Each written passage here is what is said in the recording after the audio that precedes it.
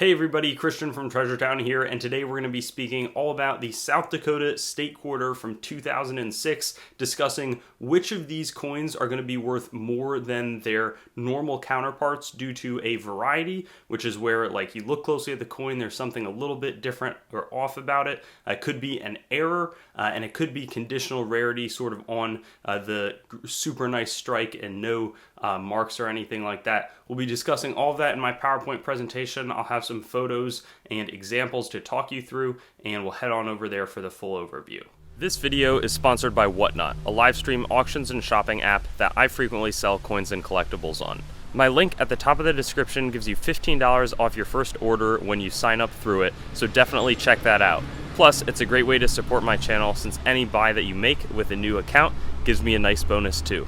Hope to see you on some of those auctions. Let's get into the video. So here we see Mount Rushmore on the reverse of the South Dakota statehood quarter with a pheasant flying above, but I don't want to focus too much on the design. Here's the info if you want to pause on the general statehood quarters, but the main thing to look for, this is a very low double die obverse, doubled ear. You know, there are a fair amount of these sort of second earlobe coins in the state quarter series, but very few have the second earlobe protruding as low as this does. Now, valuation probably not overly impacted, still in that $3 to $10 range, but still a good amount. And sort of a fun treasure hunt to be searching for. I think that, you know, at the end of the day, it's not always about finding things worth thousands, though there are some really neat coins I'm going to show you in the error department with the South Dakota quarters that you can, you know, hope to obtain.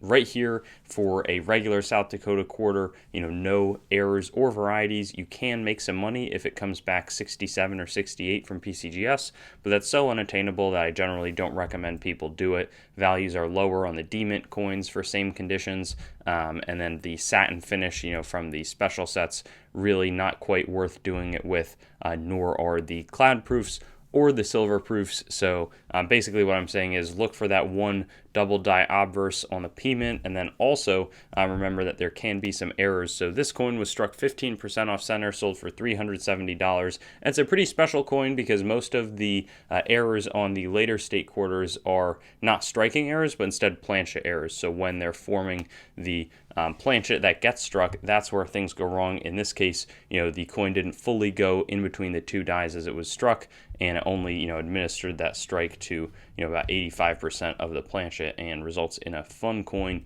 with a really thick rim. Here's an example, reverse clad layer missing, where it was the planchet as they bonded the two layers of nickel, one on either side of the core copper. You know, for whatever reason, on the reverse it wasn't there, so maybe they ran out of planchet stock of the nickel, maybe they did something different, but sold for $205. And then we have another planchet error that did circulate a little bit. You know, it wasn't maybe so off where somebody you know, maybe they weren't paying super close attention. This is an elliptical clip, so more of an oval shape results. When this sort of clip comes into play, it's not like it's digging into the coin, but instead where it loses, you know, probably in this case 5 or 10% of the planchet, but it's still a noticeable effect. So that brings us to the end of this presentation. You know, maybe South Dakota, not the craziest quarter out there to look for things on there. We just have the double die obverse and a relatively minor one at that, but still fun to go through. And also, you know, this way you know that there's nothing major that you might be missing on most of your South Dakota quarters. Thanks for watching the video, and don't forget to like, comment, and subscribe. Also, be sure to visit our website, treasuretown.com, to stay up to date on everything going on the channel and possibly get some great deals on coins and collectibles. We look forward to seeing you on our future videos, and best wishes until then.